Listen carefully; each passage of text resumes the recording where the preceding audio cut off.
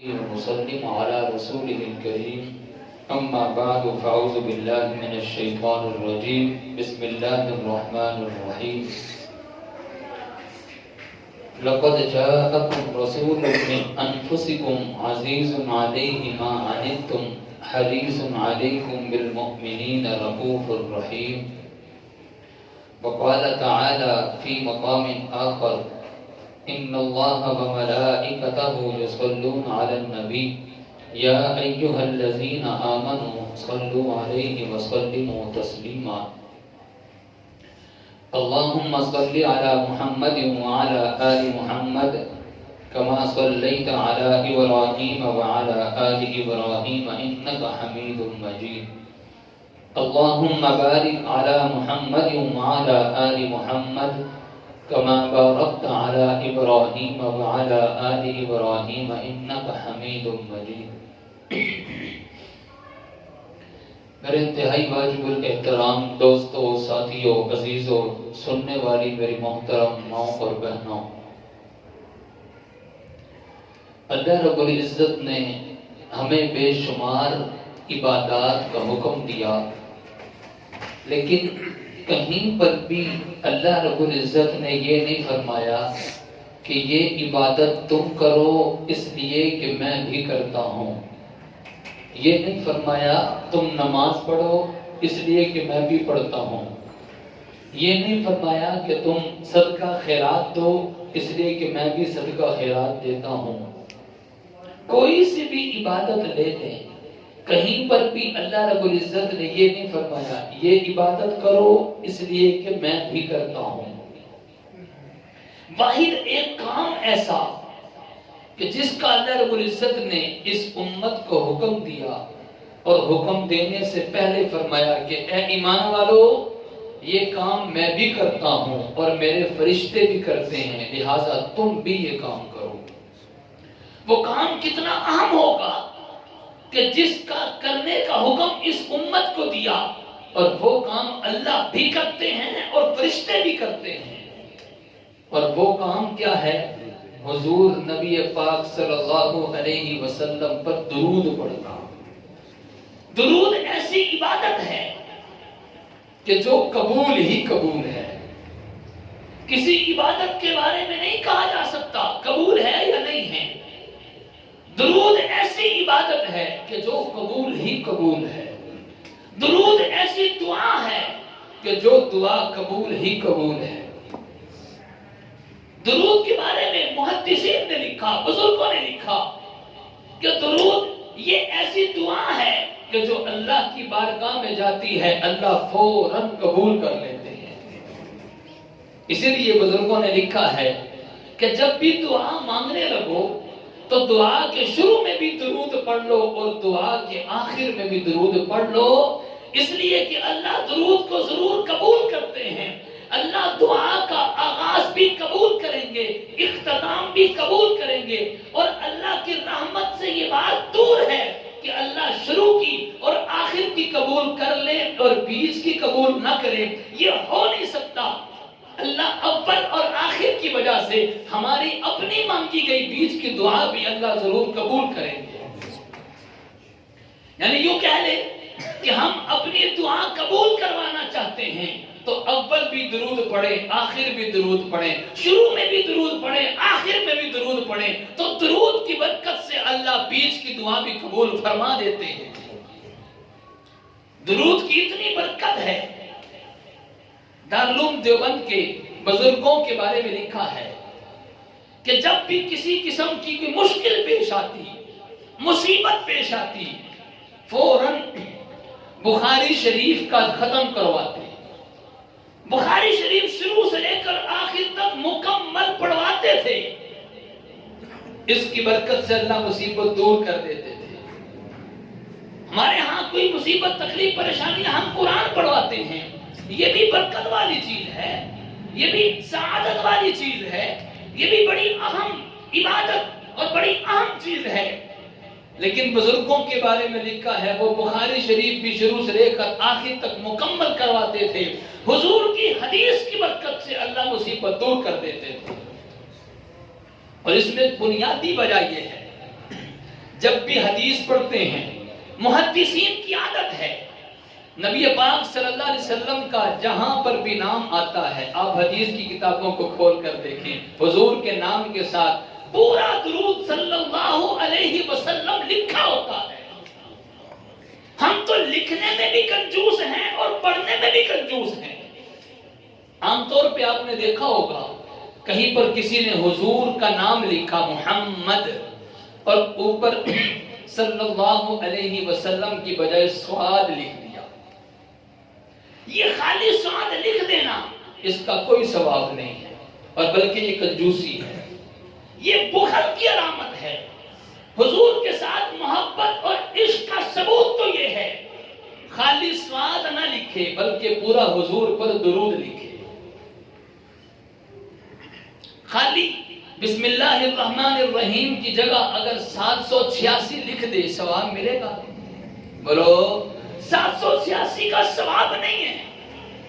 786 بسم اللہ کا عدد ضرور ہے، اشارہ ضرور ہوتا ہے، لیکن اس پر ثواب نماز کے اندر آپ نماز شروع کرتے ہیں اور جب قرات شروع کرتے ہیں، قرات سے پہلے بسم اللہ پڑھتے ہو کہ نہیں پڑھتے؟ اگر بسم اللہ کی بجائے آپ پڑھ لو 786 الحمدللہ رب العالمین الرحمن الرحیم، ثواب ملے گا؟ بلکہ نماز ٹوٹ جائے گی۔ 786 کا ثواب نہیں ہے۔ اسی طرح حضور کے نام کے اوپر خالی صاد لکھ دیں تو اس کا بھی ثواب نہیں بلکہ بخل کی علامت ہے، اور بلکہ یہاں تک کہ ایک بزرگ کے بارے میں لکھا، بصرہ کا ایک آدمی تھا، اس کی وفات کے بعد کسی نے خواب میں دیکھا، پوچھا کیا ہوا؟ فرماتا ہے وہ اس شخص نے کہا کہ جب میری وفات ہوئی، نبی پاک صلی اللہ علیہ وسلم سے ملاقات ہوئی، میں حضور کے سامنے گیا، حضور نے چہرہ پھیر لیا، میں دوسری طرف گیا، حضور نے رخ انور پھیر لیا، میں تیسری طرف گیا، میں جہاں بھی جاتا ہوں نبی پاک صلی اللہ علیہ وسلم مجھ سے اپنا چہرہ پھیر لیتے ہیں۔ میں نے پوچھا اے اللہ کے نبی صلی اللہ علیہ وسلم وجہ کیا ہوئی؟ آپ مجھ سے ناراض ہیں، آخر وجہ تو بتلا دیں۔ نبی پاک صلی اللہ علیہ وسلم نے فرمایا تیرے سارے اعمال ٹھیک تھے لیکن ایک غلطی تھی، میرے نام کے اوپر پورا درود نہیں لکھتا تھا، خالی صاد لکھتا تھا۔ اس وجہ سے حضور کیا ہو گئے؟ ناراض ہو گئے کہ مجھ پر درود نہیں پڑتا۔ درود اتنی اہم عبادت ہے، درود برکت والی چیز ہے، اور درود ایسی دعا ہے جو قبول ہی قبول ہے۔ نبی پاک صلی اللہ علیہ وسلم نے ارشاد فرمایا، مشہور حدیث ہے، حضور ایک مرتبہ اپنے منبر کی پہلی سیڑھی پر چڑھے، حضور نے فرمایا آمین۔ حضور دوسری سیڑھی پر پاؤں رکھتے ہیں، فرمایا آمین۔ حضور نے تیسری سیڑھی پر پاؤں رکھا، فرمایا آمین۔ صحابہ اکرام نے پوچھا اے اللہ کے نبی صلی اللہ علیہ وسلم پہلے تو کبھی یہ معاملہ پیش نہ آیا، آخر وجہ کیا ہے؟ آپ نے کیوں آمین کہا؟ حضور فرماتے ہیں جب میں نے پہلی سیڑھی پہ پاؤں رکھا، جبرائیل تشریف لائے، حضرت جبرائیل نے کہا، حضرت جبرائیل نے فرمایا کہ ہلاک ہو جائے وہ شخص کہ جس نے رمضان کا مہینہ پایا اور پھر بھی اپنی بخشش نہ کروا سکا۔ میں نے کہا آمین۔ جبرائیل نے کہا کہ ہلاک ہو جائے وہ شخص کہ جس نے اپنے بوڑھے والدین کو پایا اور ان کی خدمت نہیں کی، جنت نہ کما سکا۔ حضور نے فرمایا آمین۔ جبرائیل نے کہا ہلاک ہو جائے وہ شخص اے پیغمبر جس کے سامنے آپ کا نام آئے اور پھر درود نہ پڑے۔ حضور نے فرمایا آمین۔ یعنی بد دعا کرنے والے کون؟ بولو بولو، بد دعا کرنے والے کون؟ جبرائیل۔ اور جبرائیل کی بد دعا پر آمین کہنے والے کون؟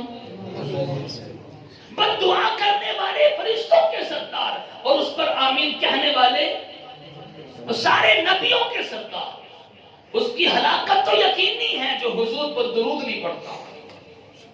درود تو بڑی اہم عبادت ہے۔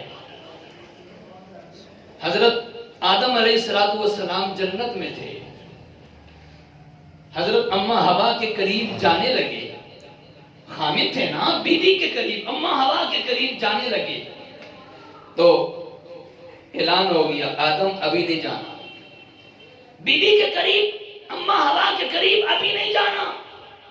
حضرت آدم نے پوچھا پھر کیا طریقہ ہے، کیسے جائیں گے؟ فرمایا پہلے مہر ادا کرو، پہلے حق مہر تو ادا کرو تبھی بیوی کے قریب جاؤ گے۔ حضرت آدم نے پوچھا کہ بتاؤ حق مہر کیا ہے؟ حضرت آدم کو جواب دیا گیا پہلے آخری پیغمبر پر درود پڑھو، یہ تمہاری بیوی کا حق مہر ہوگا۔ یعنی آدم اما ہوا کے قریب جاتے ہیں، پہلے حق مہر دینا پڑے گا، اور حق مہر کیا ہے؟ آخری پیغمبر پر درود پڑھنا پڑے گا۔ حضرت امام شافعی رحمۃ اللہ علیہ کی وفات ہوئی، کسی نے بعد میں خواب میں دیکھا، پوچھا امام شافعی سے کہ اے امام شافعی کیا بنا وفات کے بعد؟ امام شافعی فرماتے ہیں کہ جب میری وفات ہوئی، اللہ کے سامنے حاضری ہوئی، اللہ رب العزت نے میری بخشش کا اعلان کر دیا۔ امام شافعی سے پوچھا وجہ کیا بنی، کون سا عمل ایسا ہے جس کی وجہ سے بخشش کا اعلان ہوا؟ امام شافعی فرماتے ہیں جب میری وفات ہوئی، اللہ کے سامنے حاضری ہوئی، میرے اعمال کو دیکھا گیا، میرے اعمال میں سب سے زیادہ درود نکلے، اللہ نے درود کی برکت سے مجھے معاف کر دیا۔ کون ہے وقت کے امام شافعی؟ امام شافعی حدیث کا درس دینے والے۔ ظاہری بات ہے کہ جو حدیث کا درس دے گا، جب بھی حضور کا نام آئے گا کیا پڑھے گا؟ صلی اللہ علیہ وسلم۔ جب بھی حضور کا نام آئے، حضور پر درود بھی پڑھے اور حضور پر سلام بھی پڑھے۔ جب یہ آیت مبارکہ نازل ہوئی،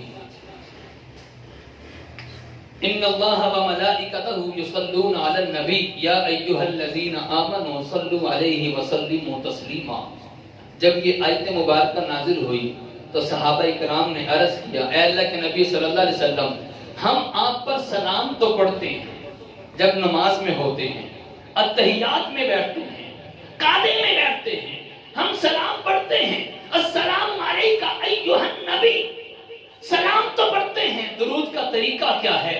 نبی پاک صلی اللہ علیہ وسلم نے فرمایا کہ تم درود یوں پڑھا کرو، اللہم صلی علی محمد وعلی آل محمد کما صلیت علی ابراہیم وعلی آل ابراہیم انک حمید مجید۔ پورا درود ابراہیمی ہمارے پیغمبر نے سکھایا ہے۔ درودوں میں سب سے افضل درود ابراہیمی ہے، اور ایک مختصر سا درود جس میں درود بھی ہے سلام بھی ہے، وہ کون سا؟ صلی اللہ، سب کہتے ہیں صلی اللہ علیہ وسلم۔ یہ وہ درود ہے کہ اس میں درود بھی ہے اور سلام بھی ہے۔ ایک شخص فوت ہوا، مرنے کے بعد کسی نے خواب میں دیکھا کہ کیا بنا؟ اس نے کہا کہ ویسے تو بخشش ہو گئی، لیکن ایک بات پہ پکڑ بھی ہو گئی تھی۔ پوچھا کس بات پہ پکڑ ہوئی؟ کہنے لگا وہ بات یہ تھی جب حضور کا نام آتا تھا میں درود تو پڑھتا تھا، سلام نہیں پڑھتا تھا، میں صرف اتنا کہتا تھا صلی اللہ علیہ، آگے وسلم کا لفظ نہیں بولتا تھا، اس وجہ سے پکڑ ہوئی ہے میری۔ ایک لفظ نہ کہنے کی وجہ سے پکڑ ہو جاتی ہے۔ یہ حضور پر سلام اتنا عام ہے۔ حضرت عمر بن عبدالعزیز رحمۃ اللہ علیہ اپنے ملک سے، ملک شام سے سپیشل ایک بندہ بھیجتے تھے کہ جاؤ حضور کی قبر پر میری طرف سے سلام پیش کر کے آؤ۔ ایک تو ہے کہ کوئی جا رہا ہو اس کو کیا دینا ہے میرا سلام پیش کر دینا، یہ تو جا رہا تھا آپ نے پیغام بھیج دیا، اور ایک ہے اپنے خرچے پہ سپیشل بندہ تیار کیا ہے جاؤ بھی حضور کی خدمت میں میرا سلام پیش کر کے آؤ۔ عمر بن عبدالعزیز کی عادت تھی کہ حضور کے روزے پر، حضور کی قبر پر اس طرح سپیشل بندہ بھیج کر سلام بھجوایا کرتے تھے۔ اسی طرح واقعہ لکھا ہے ایک محدث کا، ان کے بارے میں کسی نے خواب میں دیکھا، پوچھا کیا بنا؟ کہا کہ بس بخشش ہو گئی۔ اللہ رب العزت نے فرمایا کہ تو نے اپنے ہاتھ سے حضور پر درود بہت لکھا ہے۔ محدث جب بھی حدیث لکھتا ہے تو وہ درود تو لکھتا ہے نا، درود لکھنے کی وجہ سے اس کی بخشش کا اعلان ہو جاتا ہے۔ ایک بڑا عجیب واقعہ، حضرت امام ابو زرعہ رحمۃ اللہ علیہ کسی نے خواب میں دیکھا، مرنے کے بعد کسی نے خواب میں دیکھا امام ابو زرعہ آسمانوں پر ہیں اور فرشتوں کی امامت کروا رہے ہیں، فرشتوں کو نماز پڑھا رہے ہیں، فرشتے پیچھے کھڑے ہیں، امام ابو زرعہ آگے کھڑے ہیں۔ پوچھا جب سلام پھیرا نماز ہوئی پوچھا امام ابو زرع سے امام ابو زرع آخر وجہ کیا؟ فرشتے پیچھے تم آگے، تم فرشتوں کی امامت کرا رہے ہو، یہ مقام اور مرتبہ کیسے ملا ہے؟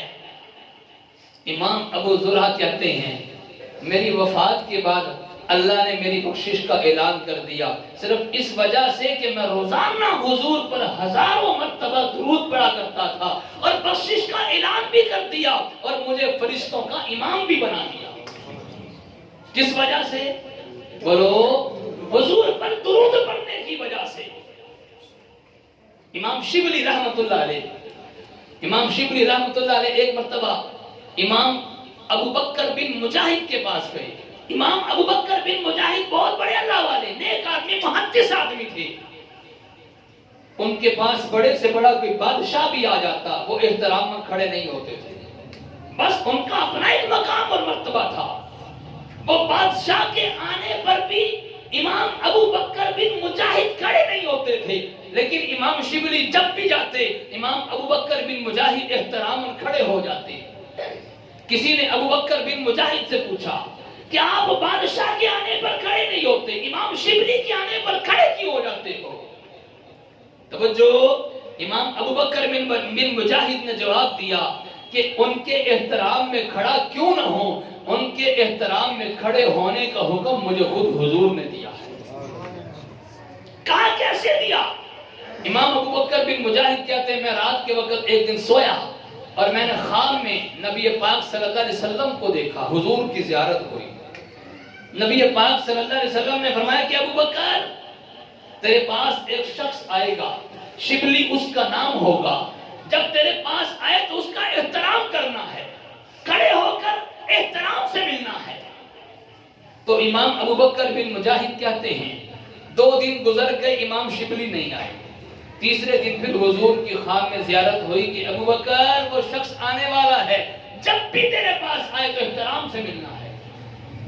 کہتے ہیں جب سے میں نے تہیہ کر لیا، پکا ارادہ کر لیا کہ امام شبلی جب بھی میرے پاس آئے گا میں احترام کھڑا ہوں گا، اور کھڑا کیوں ہوں گا؟ حضور کے حکم کی وجہ سے۔ اور وجہ کیا ہے؟ امام شبلی فرماتے ہیں کہ میں دن میں روزانہ 25,000 مرتبہ حضور پہ درود پڑھتا ہوں۔ ابھی قریب کے بزرگوں میں حضرت مولانا عبد الرحمن اشرفی دارالعلوم اپنا جامعہ اشرفیہ کے محتمم بھی رہے ہیں۔ مولانا عبد الرحمن اشرفی رحمت اللہ علیہ کے پاس نبی پاک صلی اللہ علیہ وسلم کا ایک بال مبارک تھا، آج بھی ان کے بھائیوں کے پاس موجود ہے، حضور کا بال مبارک۔ ان سے پوچھا گیا یہ بال آپ کے پاس کیسے آیا؟ مولانا عبد الرحمن اشرفی فرماتے ہیں کہ ایک مرتبہ میں عصر کی نماز پڑھ کے باہر نکلا تو ایک شخص آیا، اس نے بڑا قیمتی برتن پکڑا ہوا اور بیچ میں شیشے کا بنا ہوا ایک چھوٹا سا بکسا ہے اور بیچ میں حضور کا بال مبارک ہے، پتہ نہیں کہاں سے آیا۔ اور اس شخص نے کہا کہ یہ بال میرے پاس حضور کا بڑے عرصے سے تھا، خواب میں حضور کی زیارت ہوئی کہ جامعہ اشرفیہ کے محتمم عبد الرحمن اشرفی کے حوالے کر دو۔ حالانکہ بال حضور کا ہے، کوئی دینے کے لیے تیار نہ ہو، لیکن حضور کی خواب میں زیارت ہوئی، حضور کا آرڈر ہے کہ خواب یہ بال عبد الرحمن اشرفی کے حوالے کر دو۔ حضرت عبد الرحمن اشرفی خود فرماتے ہیں مجھے بال ملنے کی وجہ سمجھ نہیں آتی کہ آخر حضور نے میرا نام لے کر کیوں فرمایا کہ ان کے حوالے کر دو، صرف ایک ہی وجہ سمجھ میں آتی ہے، روزانہ عصر کی نماز کے بعد اپنے مدرسے میں عصر کی نماز کے بعد روزانہ کا معمول ہے کہ 1,00,000 مرتبہ حضور پر درود بھجوایا جاتا ہے۔ اور خود فرماتے ہیں 25 سال کا معمول ہے، 25 سال تک یہ معمول رہا کہ روزانہ عصر کی نماز کے بعد 1,00,000 مرتبہ حضور پہ درود پڑھا جاتا ہے۔ یہ درود اتنی اہم عبادت ہے، درود اتنی اہم دعا ہے، اس سے برکتیں نازل ہوتی ہیں، اس سے مصیبتیں دور ہوتی ہیں، اس سے لڑائیاں دور ہوتی ہیں، اس سے سکینہ اترتا ہے، اس سے مال اور اولاد میں اللہ برکتیں عطا فرماتے ہیں۔ نبی پاک صلی اللہ علیہ وسلم نے ارشاد فرمایا جو مجھ پہ 1 مرتبہ درود پڑے گا اللہ اس کو 10 درجے عطا فرمائیں گے اور 10 گناہ معاف فرمائیں گے، 10 نیکیاں عطا فرمائیں گے۔ درود کوئی سا بھی پڑھ لیں. ابھی میں نے بتلایا کہ سب سے افضل درود ابراہیمی ہے، اور سب سے مختصر درود جس میں درود بھی ہے اور سلام بھی ہے وہ صلی اللہ علیہ وسلم ہے. بس ایک حدیث سنا کے بعد ختم کرتا ہوں. حضرت شیخ الحدیث مولانا زکریہ رحمۃ اللہ علیہ نے اپنی کتاب فضائل درود میں لکھا ہے کہ ایک درود ایسا ہے، یہ آپ کے سامنے بھی لکھا ہوا ہے، اللہم صلی علی محمد النبی الامی وعلی آلہ وبارک وسلم وعلی آلہ وبارک وسلم تسلیما کثیرا کثیرا، مختلف الفاظ. فرماتے ہیں کہ یہ درود ایسا ہے اگر کوئی شخص جمعے والے دن عصر کی نماز کے بعد اپنی جگہ پر بیٹھے بیٹھے 80 مرتبہ یہ درود پڑھتا ہے، اس درود کی برکت سے اللہ 80 سال کے گناہ معاف فرماتے ہیں، 80 سال کا ثواب عطا فرماتے ہیں. اب اندازہ لگاؤ 80 سال چاہے بندے کی عمر نہ ہو، 80 سال اس نے گناہ کیے ہی نہیں، لیکن اللہ 80 سال کے گناہ معاف فرما رہے ہیں اور 80 سال کی عبادت کا ثواب بھی نامہ اعمال میں لکھا جا رہا ہے. اللہ سے دعا ہے اللہ تعالی ہم سب کو بات سمجھ کر اس عبادت پر عمل کرنے کی توفیق عطا فرمائے. آمین. وآخر دعوانا الحمدللہ رب العالمین.